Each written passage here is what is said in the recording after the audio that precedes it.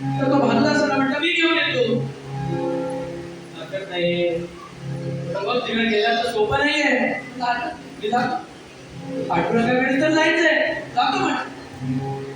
आणि भानूदास विजयनगरातून पोचलेला आहे. पोचल्यानंतर सगळे बघतो हा पोचलेला साधारण दुपारी संध्याकाळी होईल. दरवाजा कधी उघडणार? दुसऱ्या दिवशी सकाळी राजा येताना. महाराज म्हणाला की दुसरा करायचं तरी काय, मी देवाच्या दर्शनाला जायचं, देवाचं दर्शन करायचं. बरं होतं ना मागच्या काळी, मी देवाच्या दर्शनाला जायचं, देवाचं दर्शन करायचं. आता देवाच्या दर्शनाबरोबर काय काय वेगळं बघता येतं सगळं बघून घेतो. काय हरकत नाही, बघितलं पाहिजे हो, पण देवाचं दर्शन पण केलं पाहिजे गेल्यानंतर असं. तर देवाचं दर्शन करायला आलोय, वेगळं काम काय मला, म्हणून तिकडच बसला 7व्या दरवाजाच्या बाहेर. तो बसलाय, ते पाहत तिकडं उभे आहे. काय पाहिजे? काय नाही, पाठवण्याचं बसलाय, बसलाय इथं. लांब आहे, जवळ यायचं नाही. अजून 2 पायऱ्या लांब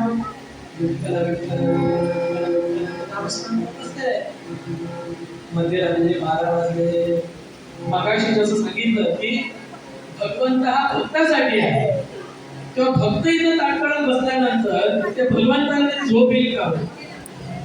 रात्रीचे 12 वाजले. भगवंताची कृपा शेवटी त्यांनी माया रचली. जे पहारेकरी होते, जे पहारेकरी होते सगळे झोपी गेले. एकाच वेळेला सगळे झोपी गेले. दरवाजा आपोआप उघडला. त्यांच्या समोर भगवंत आहे. त्या भगवंताच्या दर्शनाला हा आतमध्ये गेला. त्या भगवंताला आणखी असं काय त्याचं रूप होतं. सजनीर श्याम करुण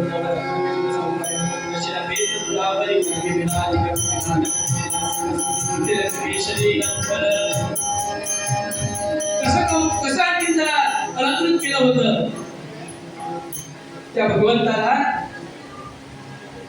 अलंकार शृंगाराने नटवलं होतं त्या राजाने. श्रावणी मनोहर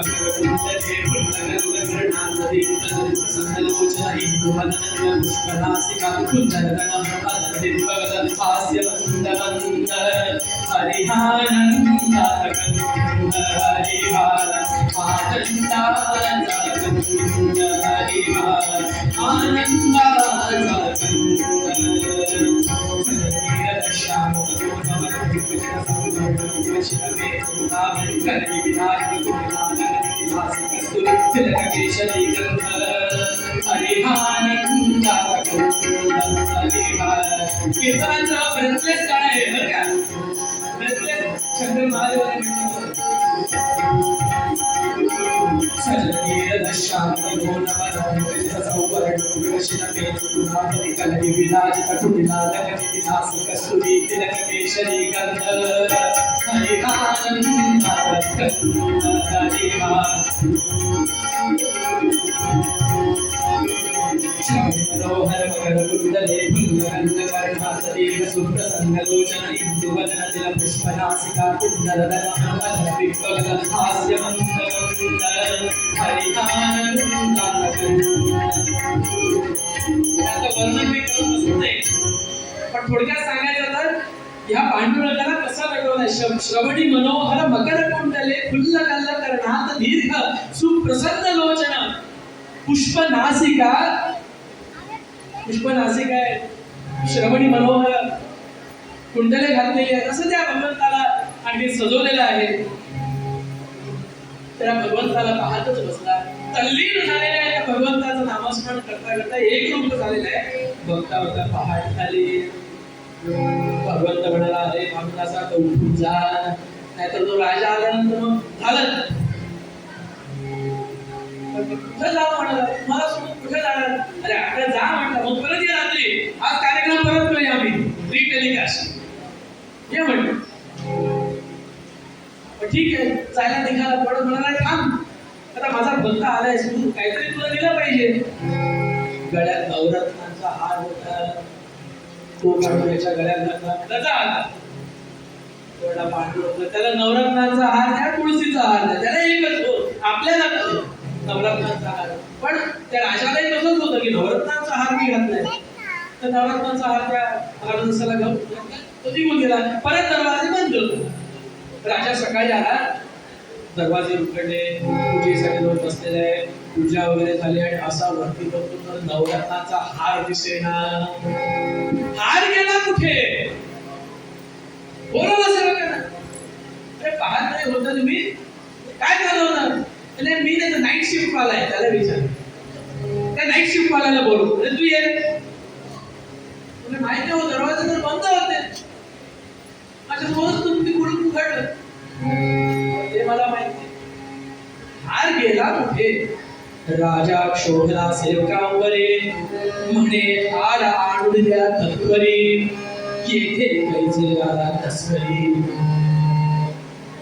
कसा आलाय का तस्कर? मला सगळ्यांना स्वतःची छडी आणखी देईल. तुम्हाला बंदिवासात झाले ना आधी त्या चोराला आणून ठेवायचं माझ्यासमोर. सगळे श्रीमंत घाबरले, आता करायचं काय? गेले शोधायला. कुणाकडे बाबा हार? शोधत निघाले. तेवढा धामधाम कसला होता तिकडे एका नदीच्या किनारी चंद्रभागा आपल्या तिथं वाहणारी गंगा नदी आहे, तिथं बसला होता. त्याच्या गळ्यात हार बघितला. आले सेवक, हे कोण रे तू? देवाचा नवरत्नाचा हार चोरून आलाय. कसला हार? म्हणजे मी तुला हार नाही चोरला. अरे एवढंही खोटं बोलतो? अरे गळ्यात हार घातला आणि तू असं खोटं बोलायला लागला? म्हणजे हा होय, अच्छा हा नवरत्नाचा हार आहे. मला काय माहिती? म्हणजे देवाने दिला मला. वा, हे आणि बोलणं देवाने दिला. चोरायचं चोरून म्हणणं देवाने दिला म्हणायचं. चल म्हणलं राजासमोर. गेला राजासमोर उभा राहिला. राजाने काय झालं? हार चोरून आले. राजाला असा जो संताप आला. राजाने सांगितलं, चला याला चुलावर चढवा. म्हटलं याला आधी तिथं चढवा. तो माणूस म्हणाला, काय देवाची इच्छा? चुलावर चढवलं. विठ्ठला, मी आलो होतो कशाला? तुझ्या दर्शनासाठी आलो होतो. आता हार मी मागितलं का तुला? नाही. तर म्हटलं आता तू काय ते ठरव. आता सोडावर चढवलं नाही हरकत नाही. आणि असं धरून त्याला उभं केलेलं आहे. मनात भगवंताचं नामस्मरण चालू आहे.